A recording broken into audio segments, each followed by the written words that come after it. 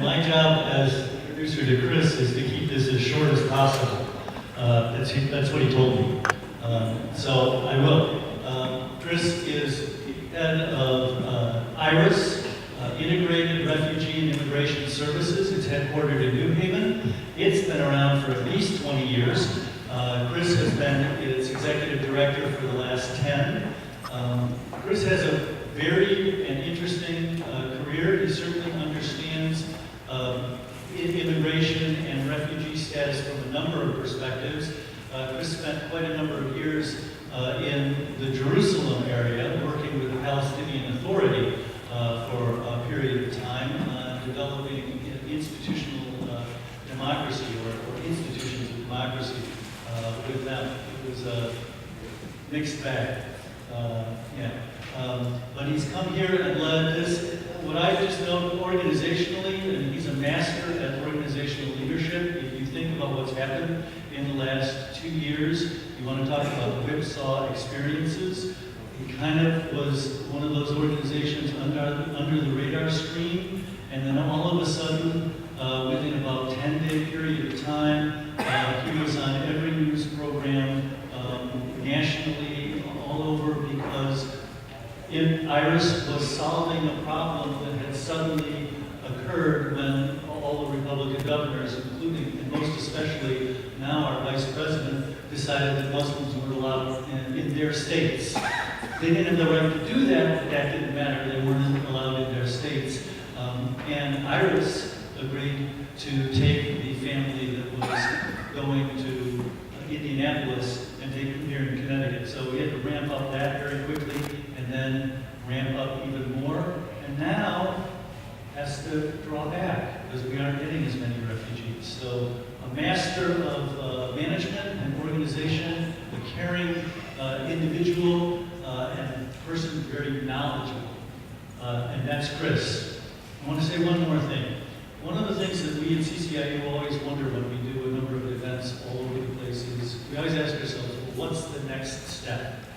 What's the next step? Okay, we've come here today and we've talked about Christian and Muslim relations. What's the next step? Well, even though not every refugee that comes in and that Chris handles is a Muslim, they may be from a variety of places with a variety of backgrounds. A significant percentage, and he can tell you whether it's a majority or not, are from Muslim backgrounds. So a next step that you might consider doing after this day's event is thinking about sponsoring a refugee family. Chris? Great, thanks. Let me put this down here. And then we'll stay right there. Go for it. Great, so thanks Terry. So we have about 45 minutes. So what I thought I would do is give you a quick update on the refugee resettlement program in the United States. And then, I know some of you heard it, but I want to do it anyway, because most of you haven't. I want to do a very detailed description in a kind of interactive, semi-role play way, description of the overseas vetting process that refugees go through. Security concerns are either behind a lot of what's been happening over the past couple of years, or they have been pushed out in front as the reason why some people want to reduce the number of refugees coming here. There was a guy running for president a while ago who said, refugees are not vetted. They come into this country, we don't know anything about them. He would have had us believe that they were landing on the beaches of my home state, New Jersey, and kind of flooding into the country, unscreened. So I want to spend some time talking about the vetting process, and in the process of learning about how we vet refugees, you're going to get to know a typical Syrian refugee family. And then I'm going to do something a little different. I wrote something a while ago that I'd like to read, and then we'll have some questions. Sound good? And then, you'll be out of here by 2:15. Is there something else you'd like for me to do? Or is that all right? So far, so good? Okay, good. All I need is a tissue. Here's one right here. Great. Okay, so let's begin at the beginning. You all know the international law definition of a refugee. You probably know it by heart. But if you don't, if you're a little confused, you're not to be blamed, because there has been a lot of confusion around the term refugee. Even journalists have used it a little loosely. So let's start at the beginning. A refugee is a person who has fled his or her home country because of persecution. So two key elements in the definition of a refugee. They have fled their country, they've crossed an international border, and it's because of persecution. Either they've been persecuted or they have a well-founded fear of persecution because of their race, their religion, their nationality, the social group that they're in, or their political opinion. How many people has that happened to in the world? 23 million. Just to put that in perspective, the population of Connecticut is about 3.5 million. 23 million refugees in the world. Most of them end up waiting years in refugee camps or in urban areas around the world. The largest national group of refugees now are the Syrians. There are more than 5 million Syrian refugees in the world. Most are in the countries of Turkey, Lebanon, and Jordan. And they wait, and wait, and wait, in the hope of maybe going back home, that the persecution that forced them to flee comes to an end, and they can go back home. A tiny fraction of refugees have opportunities to integrate into the country they have fled to. So, say you're a refugee from Syria and you're living in Turkey. Maybe you have a distant relative in Istanbul who helps you get residency. You have a life, you live there legally, you can work. But just a tiny fraction of refugees are able to do that. And then there is a third long-term solution to a refugee's crisis, and that's called resettlement. And that's what I'm involved in, and that's what this church was involved in with a large Iraqi family many years ago. Raise your hand if you're part of the congregation that helped that family. Whoa, look at them all. A round of applause for that group. That was a tough family. There were 9 that came? Yeah? 10? 6 kids, right, 8. The way resettlement works is representatives from governments all over the world will go to refugee areas, and they'll interview people and then select them and then invite them to come to their country and become citizens of that country. I mean, it is a permanent solution to their crisis. The US government, over the years, historically, has had the largest refugee resettlement program in the world. Over the years, we have invited more refugees to the United States than all of the other countries with refugee resettlement programs put together. Before you burst with pride, in our wealth and resources, we are number 26 on the list of countries that resettle refugees. So we could be doing much more. Of course, there are others on the other side of the spectrum, which is over here, my right, who would say, why would we bring foreigners to the United States when our own neighbors, friends, family need help? You all know the answer to that. It's very simple, and it's a very American answer. We can do both. We have to do both. Of course we have to help our neighbors. Of course we have to help our friends right down the street. And you know what? You know who leads the way and sets an example for that policy of we can do both? You all. Churches, synagogues, mosques, Rotary clubs. This state has sent a loud and clear message to the rest of the country. We can do both. we can welcome refugees, it's our finest foreign policy program after all, and we can help people who were born in this country who have fallen on hard luck and need assistance.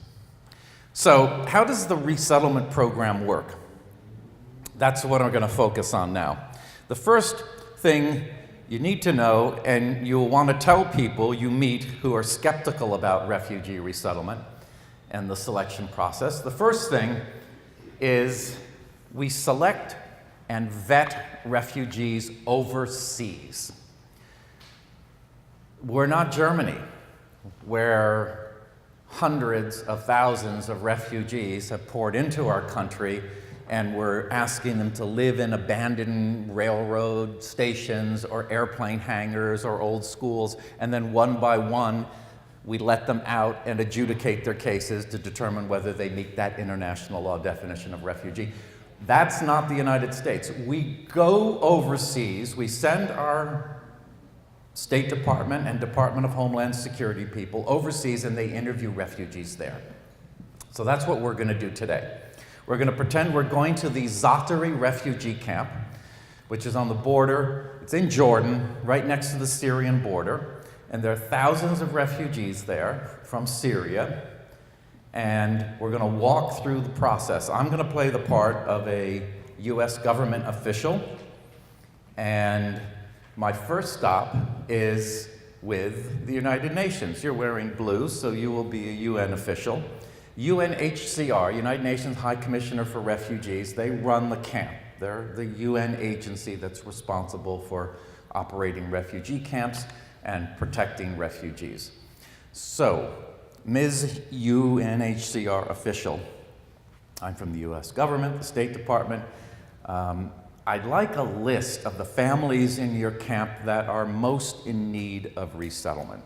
I'm only interested in families, and I'm particularly interested in the families that could really benefit from going to another country. Maybe a single mom with a bunch of little kids, 2 of them are sick. Maybe a family from an ethnic group that has always been persecuted, and they're even in danger in the camp, although you would never admit it. Maybe a family whose father is a political leader, and his safety is a little dicey too.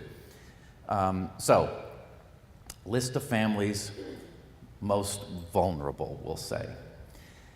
Notice, I don't ask for a list of families who speak English really well, a list of families who are going to be employable when they come to the United States, or a list of the most educated. No, that's not our policy. Think inscription on the Statue of Liberty. That's our initial selection criteria. Thank you for the list. You see, that role play was pretty easy. She looked a little nervous when I came up to her. Oh, all right. UNHCR official. Okay, so thank you very much for the list. Okay, and on this list is, okay, here they are. Here they are. Abdullah, your wife Fatima.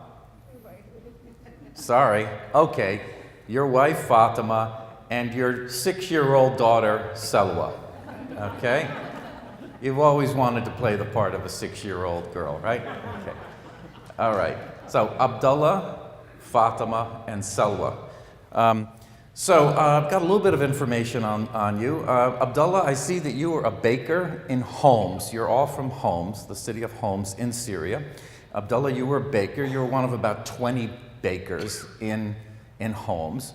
Your bakery was especially famous for those sesame seed cookies. Well, good for you, and maybe one day you'll be doing cookies in the United States. So, and I understand that the bakery was blown up twice, and you eventually had to board it up, and you weren't able to work anymore. Fatima, your wife, Fatima was studying at the local university for 4 months, studying English to be an English teacher, but she had to drop out when the war started. It was just too dangerous to go to school. Okay, your daughter's been traumatized. Selwa used to be a very active, very talkative, happy, even mischievous 6-year-old girl, but a barrel bomb dropped in their neighborhood and killed 3 of her neighbors right before her eyes. And since then, she hasn't been sleeping very well. She hasn't been talking very much. And Fatima and Abdullah are just worried sick about her. It might be the reason why UNHCR has them on their list. I need your fingerprints. Fingerprints. I need passports, any other documents you might have, high school graduation certificate, matriculation information for the university, invoices, papers, documents, tax forms from the bakery, all this stuff gathered together. Thank you very much. I also want to hear a little more about why you fled. First I thought it was because the bakery was destroyed and you had no income. And then I thought, but you stayed on longer after that. And then I thought, well, maybe it was when that barrel bomb blew up in the neighborhood, killing 3 neighbors and traumatizing little Selwa. But you continued to stay on after that, too. So what was it that finally forced you to leave? Oh, I see. One day when Abdullah was out looking for day work, soldiers came to the house and abducted Fatima. Soldiers from the Syrian government army. They pulled you out of the house, they took you to their barracks, and they interrogated her very roughly. They threatened to torture her. They wanted to find out where her brother was hiding. They wanted her younger brother to join the army. He wanted nothing to do with this war, so he was in hiding in the north of the country. She was not going to tell these soldiers where he was hiding. They let her go. They let Fatima go that day, and she went back home. They did tell you that they'd come back to get you, but they let you go. You went back home, and as soon as she told Abdullah, Abdullah said, "We are out of here." Packed his bags, called a taxi, and within an hour and a half, they were in a taxi speeding toward the border with Jordan.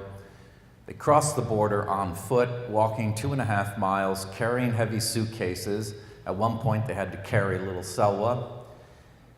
They reached a point where they could get another taxi in Jordan, and that taxi brought them to the refugee camp. And they've been there for about a year and a half. You've been in the camp for a year and a half.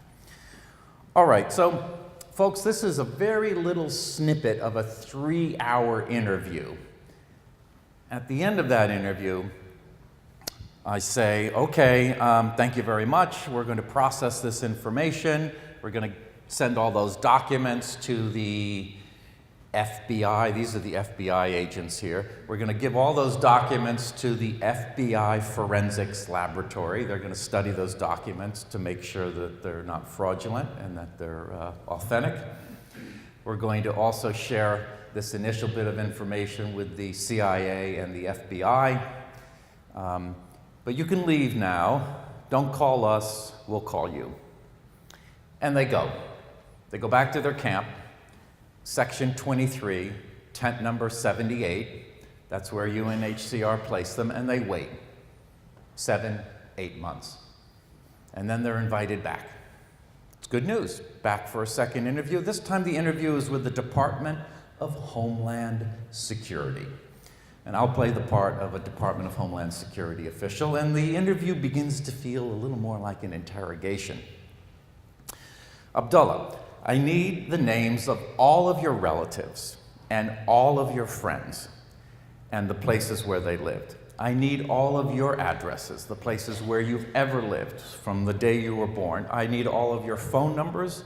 I need all of your social media accounts, Facebook, Twitter, whatever you use in Syria. Same thing for you, Fatima. The names of all of your friends, all of your relatives, their addresses, all of your phone numbers as well. Want to know the date that you were married. In fact, here is a wedding picture that you gave us in the last meeting. I want you to identify everyone in that wedding photo.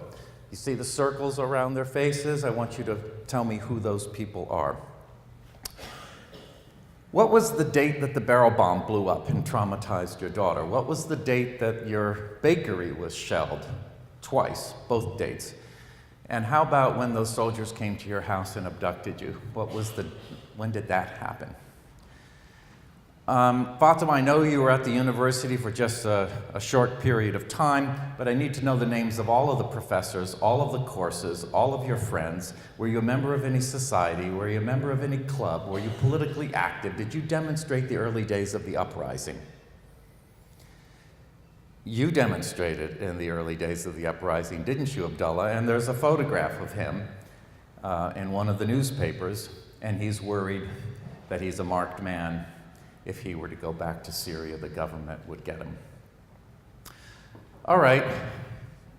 Again, short snippet of a 3-hour interrogation. You can leave. And then they wait another 6 or 7 months. And then you're invited back again. Hello again. Same questions, new questions. This bakery, Abdullah. Tell me more about the other bakeries in Homs. Tell me about your customers. Who were your best customers? Who came every day? Who were your suppliers? What were the names of the companies that brought you flour and salt and sugar and sesame seeds? And Salwa, what were the names of those neighbors who were killed? Salwa doesn't speak. Fatima will answer for her. The names of the neighbors who were killed by that barrel bomb. We have some reliable information here, Abdullah. November 2015, we have information from reliable sources that a terrorist cell was in the basement of your bakery. ISIS fighters were hiding in the basement of your bakery. Now, Abdullah says, November 2015, that was 3 months after it was blown up. I had boarded up the bakery. I had nothing to do with that. I have no idea who was there. Are you sure? Well, we can't be sure. You're off the list, the whole family. We don't take chances. This country has the Patriot Act. It was passed after the 9/11 attacks. And in the Patriot Act, there is a clause that says, it's called the Material Support Bar. Anyone who is given material support to a terrorist or terrorist organization is barred from coming to the United States. Oh, wait a minute. It was a different bakery. Sorry. You're still good. All right, so then they go away and they wait another 6 months. And they come back again for another round of interviews. This whole thing takes more than 2 years sometimes for refugees. It's especially long for Syrian and Iraqi refugees. All right. Same questions, some new questions. Fatima, I know this might be difficult for you. The day that the soldiers came and abducted you, how many were there? What were they wearing?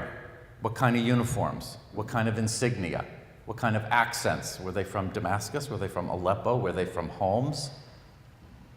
How old were they? What kind of guns did they have? Where did they take you? What did they say to you? How did they say they were going to torture you? The U.S. government vetting process of refugees is the most rigorous in the world. It is the hardest way for anyone outside this country to get to the United States. No refugee goes through the ringer the way we interrogate refugees who are coming to the United States. So, if Edwina and Lois were a couple of bad dudettes, sipping sweet tea and smoking water pipe in a cafe in Damascus, plotting to come to the United States to hurt people. Edwina would not say to Lois, "Let's go through the United States State Department refugee resettlement vetting process." You wouldn't. If there's any doubt at all about the accuracy of your information, the honesty of your answers, you're off the list.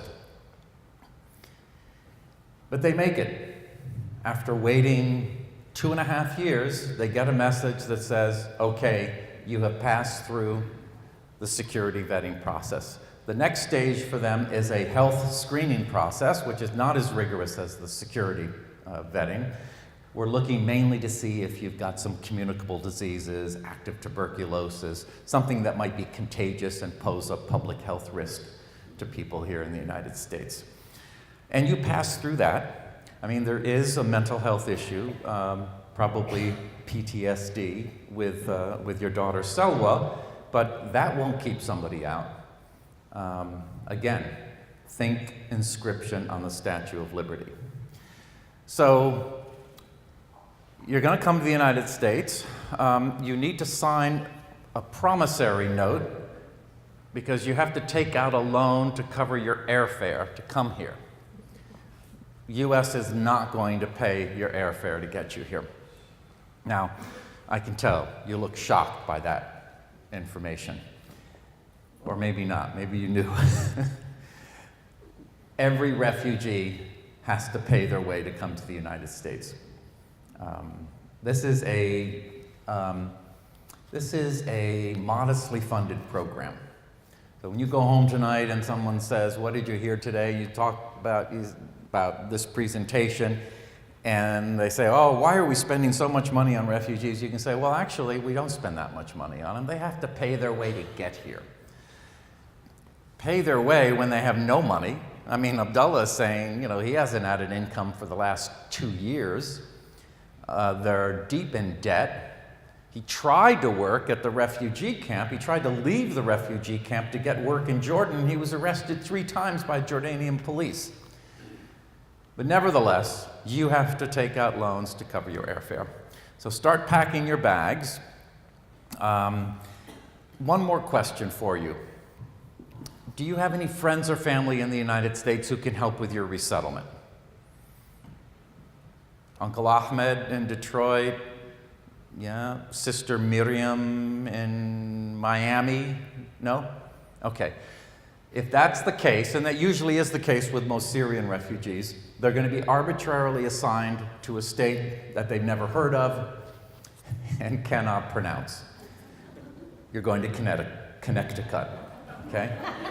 So, you pack your bags. Meanwhile, in Connecticut and in New Haven, pops up on my computer screen an email that says, "This lovely family of 3 from Syria is arriving in 2 weeks." And most refugees are resettled by refugee resettlement agencies, professional staff, nonprofit groups, very, very nonprofit groups like mine. But the lucky ones are placed with community groups that have stepped forward, volunteered to resettle refugees, have been trained by the professional resettlement agency. So you're going to be resettled by IRIS staff in New Haven, although not really told that, you're just assuming you're going to be in New Haven. So you're getting ready, and we have to get ready. We have to go out and find an apartment, furnish it with donated furniture, stock the kitchen with food, find someone in the neighborhood who can cook a culturally appropriate hot meal, a Syrian dish to serve them within 2 hours of their arrival. That is a US government regulation. And our president has been messing with refugee resettlement from the moment he was elected. But if he dares touch that regulation, that refugees must be served a culturally appropriate hot meal within 2 hours of their arrival, there'll be a lot of trouble, I can tell you. It is the best US government regulation of all. So we get all this ready, We get one more email. It says you're arriving JFK at 6 o'clock. Someone from the United Nations, one of your buddies, is going to meet them at the airport, put them in a minivan. Oh yeah, there was one more security check at the airport. And then you zip up I-95 to New Haven. You arrive late at night, cold, dark, gloomy, windy evening. Out of the shadows comes an Iris case manager with an interpreter. Welcome to Connecticut. And you hear it pronounced correctly for the first time. Welcome to Connecticut. Welcome to New Haven. Selwa's cranky and crying, and Abdullah and Fatima are kind of dazed, exhausted after 20 hours of travel, and it's cold. We bundle you up in donated coats, hats, scarves, gloves, take you to your apartment. You have that culturally appropriate hot meal. It tastes delicious after airplane food, and you have a good night's sleep. The next day, the case manager comes and picks you up, Abdullah, Fatima, and Selwa, takes you to the office and sits you down and goes over the program. And the program is, well, first things first. We're going to take care of Selwa. We have a great partner in New Haven. It's called Yale New Haven Hospital. They have what they call a refugee clinic, dedicated hours and staff to helping refugees who have just now arrived with their initial health assessment. We're going to see what's going on with her. And Fatima and Abdullah, we know you have a whole bunch of health issues that you've been putting on the back burner for a while. So, we're going to take care of you too. We're going to enroll Selwa in school. She's 6 years old. She should go to school. We have an education coordinator who will do that. And we're going to help you learn English. Abdullah and Fatima, we're going to help you learn English. We're going to help you get a job. We have to do all this fairly quickly because we don't have a ton of money. Government gives us a little, and we have to go out and raise private funds to make ends meet in an expensive state like Connecticut. But, you have to hit the ground running, Abdullah. I know, Abdullah, you want to open up a bakery in New Haven, and, that's a good dream to have. But that's not going to be your first job. You might have to be a dishwasher for a while at a restaurant. And in fact, I see here that there is a job opening at Archie Moore's Bar and Grill on Willow Street. They're looking for a dishwasher. Abdullah is disappointed. He comes from a place where employment is divided into two categories, honorable and not very honorable, and he doesn't feel that washing dishes is an honorable job. He was the most famous baker in Holmes. I mean, his photograph and name were on packages of cookies and other baked goods. So this is a bit of a shock for him, and he's not sure he can face his wife, Fatima, and tell her, I'm a dishwasher. But he hears from other people who've been here for a while. He hears from his friends and Americans that it's okay. In fact, people have great respect for immigrants, including refugees who come to this country, realize they have to work hard and pay their bills, and will accept jobs that are a few rungs down on the ladder. Because in this country, you can work your way up, especially if you learn English. So you take the job. Fatima, you're probably going to have to work too. Maybe part-time work cleaning hotel rooms. And there is an opening at the Marriott, the downtown New Haven Marriott Hotel. So you start there. And Selwa's enrolled in school. Well, before you know it, Abdullah does a great job at the restaurant, and he's promoted to full-time. He enjoys dishwashing. He's able to pay his bills. Fatima is delighted because she doesn't have to work now since her husband has enough income to pay their bills, and she goes back to school. She's going to Gateway Community College studying English, and her first job will probably be a little higher than minimum wage. And how's Selwa doing? Well, Selwa has been doing great. Her issues have been sorted out.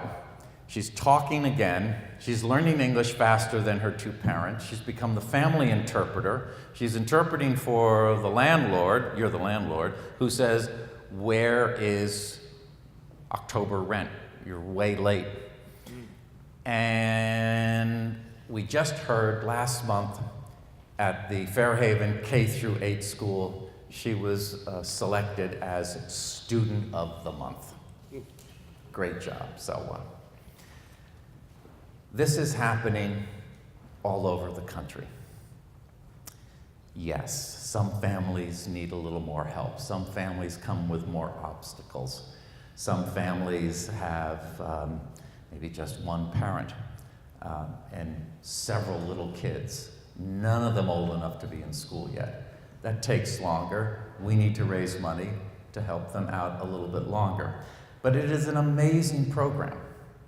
And, you know, all over the world, all over the country, there is a refugee who is getting a job for the first time, maybe right now, apartments being set up by volunteers, culturally appropriate hot meals being cooked and consumed.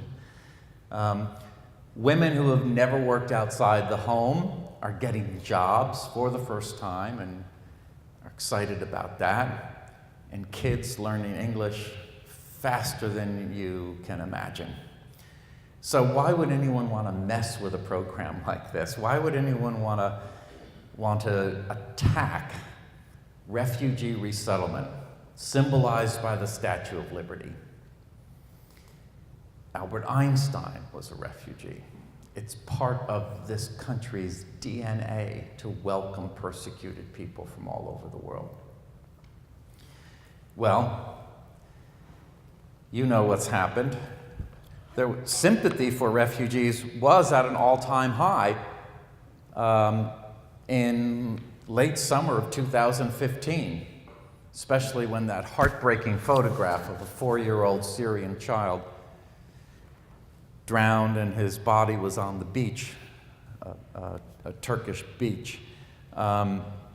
Sympathy was at an all-time high, and then there was a terrorist attack in Paris, which refugees had nothing to do with, but there was a fake passport found next to one of the terrorists. Rumors spread, and before you know it, as Terry said earlier, there were 30 governors in this country saying, we're not going to welcome refugees. Of course, it was illegal. In this country, we don't discriminate against people on the basis of their nationality. Our governor here said, no, we will welcome them. And Connecticut has stepped forward like no other state to welcome refugees. There is an old model, this old approach to refugee resettlement that predates the current structure, the current network of 350 refugee agencies spread across the country, organizations like IRIS, 350 from California to Connecticut. That's the structure now, and most of the 85,000 refugees who came last year, 53 who came this year, 45,000 refugees who will come next year. Most of them will be resettled by these organizations. But there's this older model of community groups, churches, synagogues, nowadays mosques are getting into the action, of groups of volunteers saying, we want to welcome refugees into our community. And here in Connecticut, this church here in Farmington was one of them. Over the past 12 years, some churches have stepped forward, but only about 1 or 2 a year, until November 2015. Ironically, at a time when most of the states in this country were saying we don't want refugees, Connecticut was going crazy saying we do. So somebody will help me open this map. Anastasia, or maybe Terry, if you can open that map. So remember, over my first 10 years at IRIS, maybe 1 or 2 groups a year. Look at all of the groups that have stepped forward to welcome refugees now. Working with IRIS, volunteers, trained, and we have placed refugee families in 32 towns and cities. We've worked with 44 community groups. We've resettled 58 refugee families. That's almost 300 people spread across Connecticut. So if you're from Connecticut, you should be feeling proud. This is not happening in other states. This community-based resettlement of refugee families. And I think it's the model of the future. I think it's even a way for refugee resettlement organizations to survive the Trump years when the numbers are really low and our funding is going to be cut. This is a way to resettle refugees in a very efficient way. Am I done? Thanks. Thanks, Terry. So let me, before I take questions, just wanted to read something that I wrote about refugees. Someone came into the office last week. He was a contractor. He didn't really know much about refugee resettlement. So, yeah, thanks. If you can move that. He said, so, you know, who are these refugees anyway? Who have fled the most unspeakable violence and persecution, losing loved ones, leaving careers, leaving homes where generations have lived, running for their lives. Refugees. Who would cross an international border on foot, carrying a child in one arm and a suitcase in the other, walking miles, stopped at checkpoints, threatened at gunpoint, ordered here, pushed there? Who would risk their lives on flimsy boats trying to cross the Mediterranean Sea? Refugees. Who lives in huge camps, often in tents, eating UN rations, with nothing to do but wait? Refugees. Who waits 2 years, 3 years, 5 years, 15 years before moving on with their lives? Refugees. Before coming to the United States, who endures a 2-year vetting process, multiple interviews and interrogations, forced to recount experiences they would rather forget? Refugees. Who, after a rigorous vetting process, finally invited to come to the United States, but is required to pay their airfare to get here, even though they have no money? Refugees. Who is brimming with excitement when they arrive in this great country of opportunities where they can feel safe and free? Refugees. And who are confused and afraid when they hear that the President of the United States says they're not welcome, and he wishes he could send them all back to the countries where they were persecuted? Refugees. Who are engineers and doctors and farmers and homemakers and ministers and lawyers? Refugees. Dressmakers, physics professors, cooks, builders, artists, and bakers? Refugees.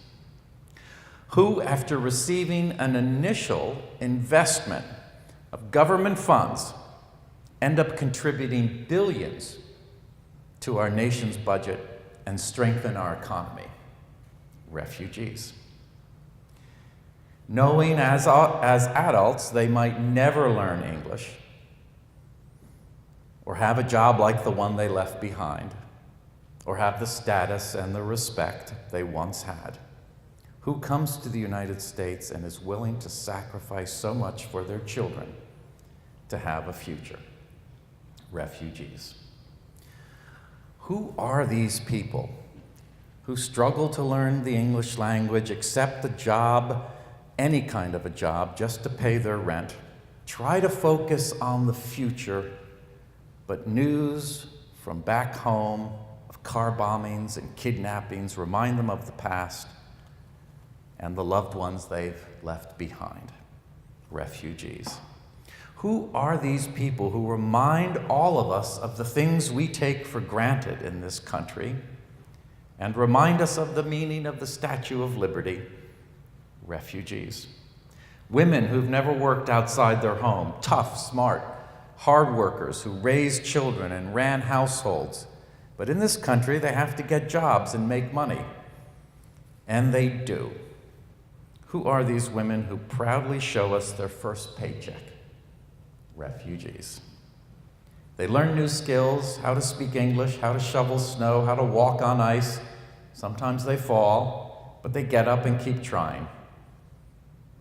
Who are they? Refugees. And the children, who are these children who learn English so quickly, become the family interpreters, translating for electric company, landlord, school teacher, and in the process, they lose out a little on their childhood. They're refugees. Who's struggling to adapt to a new country while maintaining their deeply held traditions of hospitality, respect for the elders, and their faith, even in the face of insults and hostility? Refugees. Who still believes in the American dream and every day make it a reality? Refugees. And who are fortunate to have generous friends like you to welcome them and help them rebuild their lives? Refugees. Thank you all.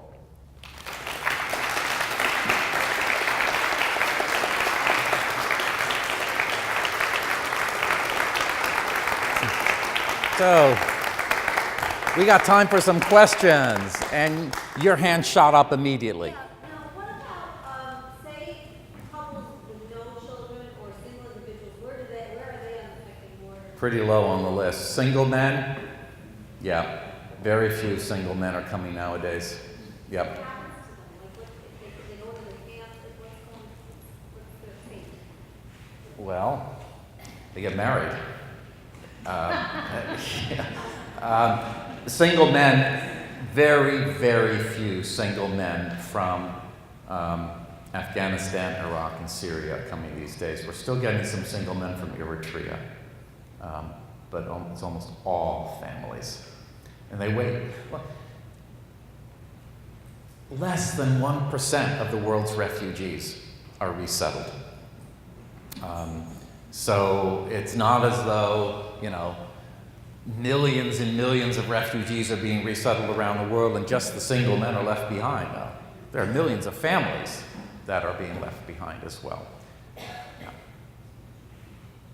Any other questions? Here and then back there.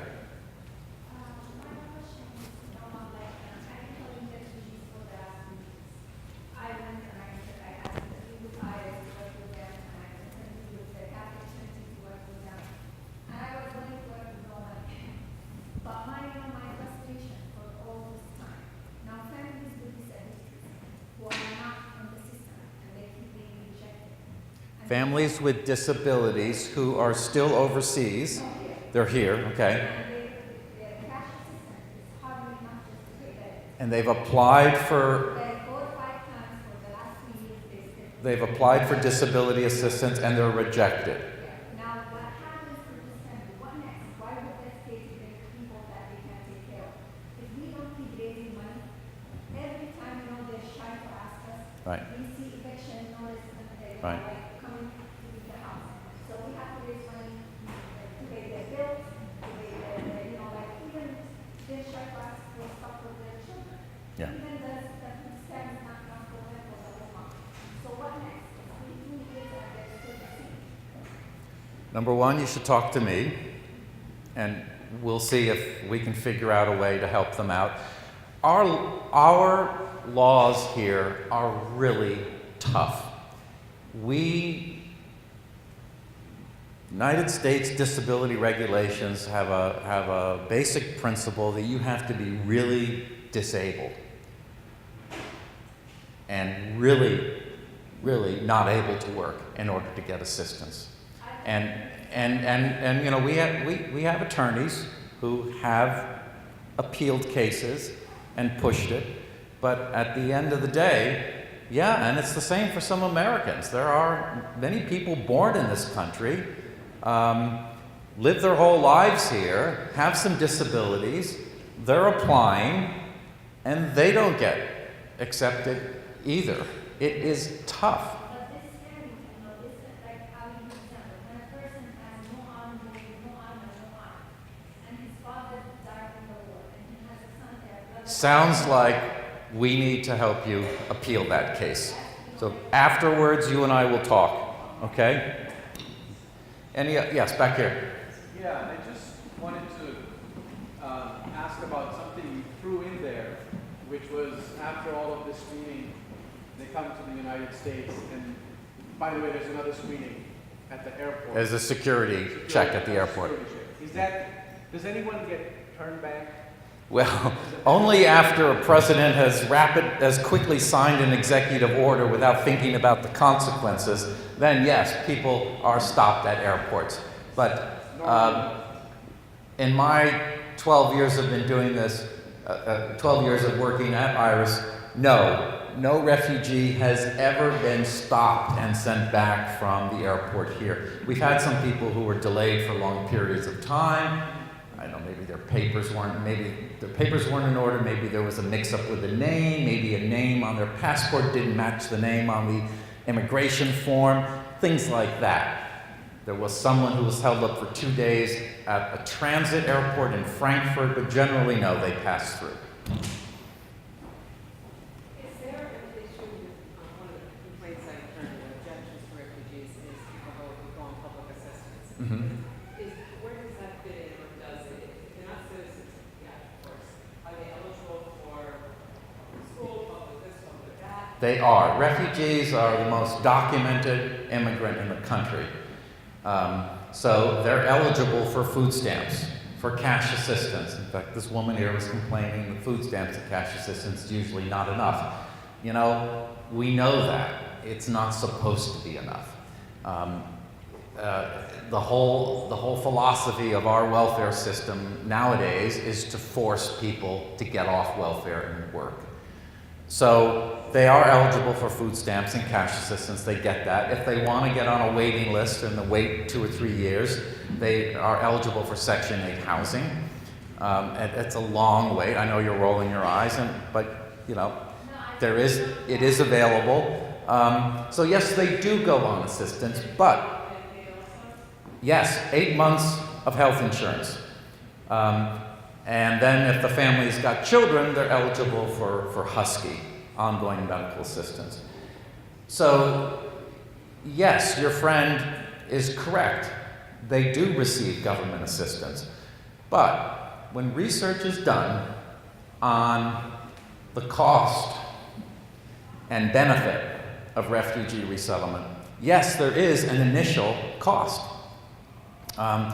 It's not as much as most people think it is. They have to pay for their airfare. They get a whopping $1,000 one-time Welcome to America grant when they come here. So that's $3,000 for this family. Most of that is gone before they arrive. We have to pay the security deposit and the first month's rent. And you know, there are other programs that cost money.